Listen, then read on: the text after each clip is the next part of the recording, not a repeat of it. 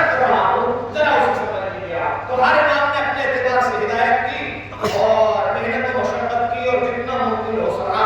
اپنے ماننے والوں چاہنے والوں اور محبت کرنے والوں کے لیے ذخیرہ چھوڑا. کتابوں کی شکل میں حدیث کی شکل میں اخلاقیات کی شکل میں اور سیرت کی شکل میں. مگر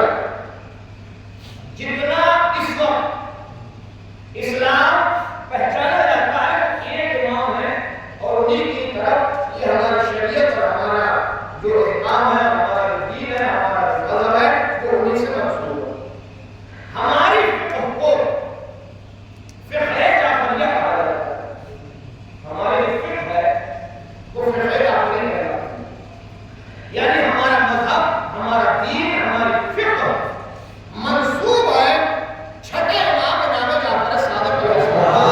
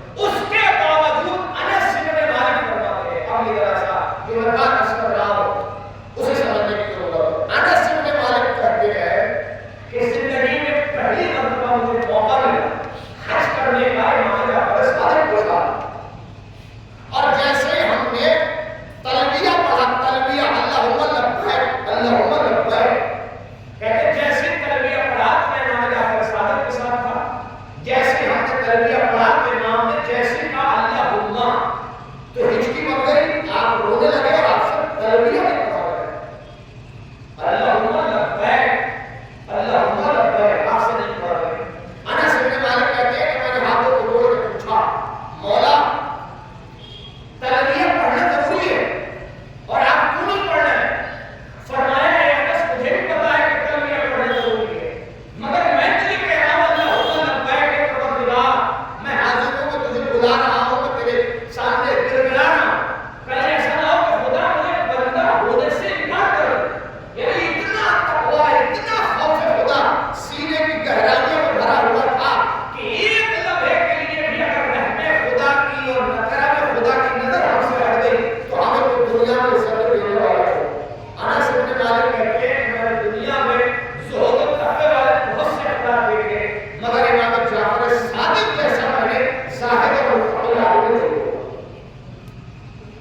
فرماتے ہیں انس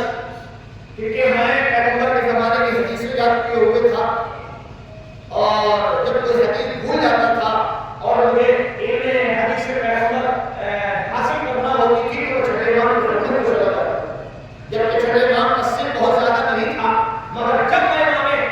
جعفر صادق سے حضرت رسول اللہ کی کوئی حدیث پوچھتا تھا تو امام مسکرا کے بالکل ویسے جواب دیتے تھے کہ جیسے رسول اللہ مجھے جواب دیتے تھے، جیسے رسول اللہ سے حدیث سنتا تھا ویسے امام جعفر صادق علیہ السلام سے حدیث سنتا تھا۔ ایک دن میں نے کہا مولا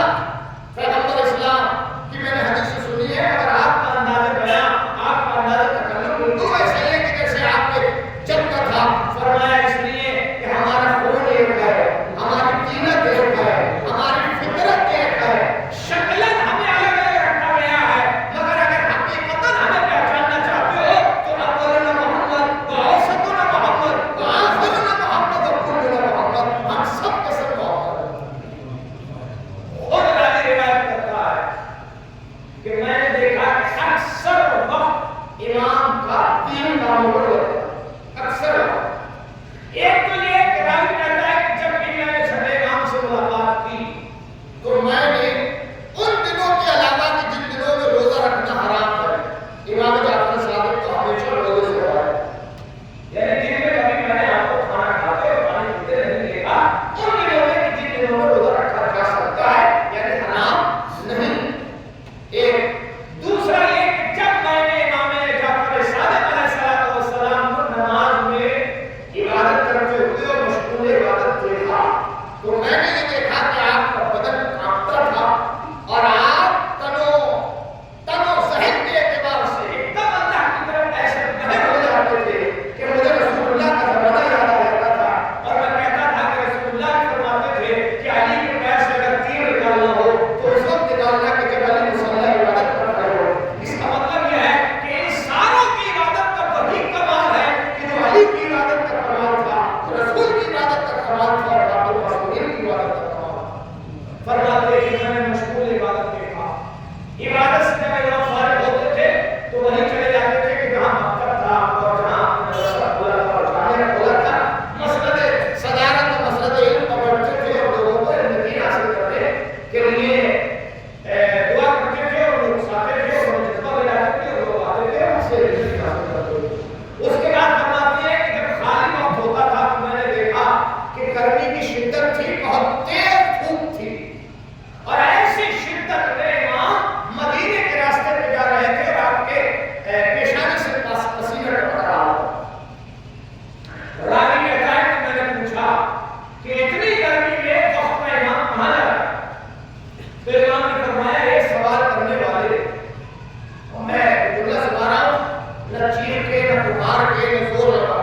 بڑے آہستگی کے ساتھ میں آپ کو امام کی بات سناتا ہوں اور اس کی ہر چیز کی تفصیل بیان کرتا ہوں اور آپ کو سمجھنے کے لیے ضروری ہے کافی ہوگی۔ صاحب کہتا ہے کہ میں نے پوچھا کہ امام کہاں جا رہے ہیں؟ آپ کو ماتھے پہ پسینہ ٹپک رہا ہے، گرمی کی شدت ہے، گھر رہی ہے۔ امام نے فرمایا ایک سوال کرنے والے میں عبادت علم ساری ذمہ داریوں سے فارغ ہو کر اب اپنی اولاد کے لیے حلال روزی تلاشنے کے لیے بڑھا ہوں۔ بہت چھوٹا سا ہے مگر ذرا سی بات کو سمجھ گیا، میں ساری باتوں سے فارغ ہو کر اپنی اولاد اور بچوں کے لیے حلال روزی کمانا چاہتا ہوں۔ صاحب نے کہا مولا آپ کو جانے کی کیا ضرورت ہے؟ آپ وارث پیغمبر ہیں، آپ وارث علی بن ابی طالب ہیں، آپ موجود نبوت ہیں، اگر آپ ہاتھوں کو اٹھا دیں تو خانہ جنت آ جائے۔ آپ کو کمانے کی ضرورت کیا ہے؟ کہ میں اس لیے کمانے جا رہا ہوں کہ مجھ سے محبت کرنے والا کاہل نہ ہو جائے، اپنی روزی کمانے کی کوشش کرتا رہے مگر جب روزی کمانے نکلے تو ذہن میں خیال رہے کہ اولاد کو پالنا ہے تو حلال رزق دے کے پالنا ہے، حرام رزق دے کے نہیں پالنا۔ میں بات کو سمجھنا چاہتا ہوں، پوچھنے والے نے پوچھا امام سے معصوم سے کہ حلال روزی کا فائدہ کیا ہے؟ امام فرماتے اب ذرا سے جملہ بہت عظیم جملہ ہے اور بڑا خوبصورت جملہ ہے۔ امام فرماتے ہیں کہ جس کے تن و بدن میں خون حرام دوڑ رہا ہو اس کی دل کی گہرائیوں میں ہم اہل بیت کی محبت نہیں سما سکتی، ہم سے وہی محبت محبت کرے گا کہ جو حلال رزق کے ذریعے قربان چڑھا ہو، حلال روزی کے ذریعے قربان چڑھا ہو۔ چھوٹی سی بات میں پوری زندگی کا خاکہ امام معصومین علیہ السلام نے بیان فرما دیا، اور یہ بیان فرما دیا کہ اگر آپ کو واقعی صحیح اولاد کی تربیت کرنا ہے تو سب سے بڑا آپ کا جو کاری اور کام ہے آپ کا وہ یہ کہ آپ باورچی خانے کے اندر جو غذا لائیں وہ حلال کی غذا لائیں، حرام کی غذا لائیں۔ ولایت علی ابن ابی طالب ایسے سینوں کے اندر جا ہی نہیں سکتی کہ جن میں حرام کا لہو چل رہا ہو، کہ جن کے بدن میں حرام کا خون ہو۔ اب جو بات یہ ہے، وہ جو مکتب امام نے کھولا، وہ جو مدرسہ امام نے کھولا، وہ جو چھوٹی سی یونیورسٹی اور کالج امام نے کھولا، اس کا بینیفٹ کیا ہوا، اس کا فائدہ کیا ہوا؟ وہ ایسا فائدہ تھا اور ایسا اس سے فائدہ حاصل ہوا کہ جو قیامت تک فراموش نہیں کیا جا سکتا اور بلایا نہیں جا سکتا۔ دنیا کے اندر جتنی فقہیں ہیں، جتنی بھی فقہیں ہیں، چاہے وہ مالکی ہو، شافعی ہو، حنبلی ہو یا حنفی ہو، جتنی فقہیں بنی ہوئی ہیں، جب انہوں نے اپنے موجب کو تلاش کیا، اپنی اصل کو تلاش کیا، اور ساری فقہوں کے علماء سے جب پوچھا گیا کہ تم نے علم کہاں سے حاصل کیا، تو انہوں نے ایک ہی جواب دیا، ہمارے استاد کا نام جعفر صادق ہے۔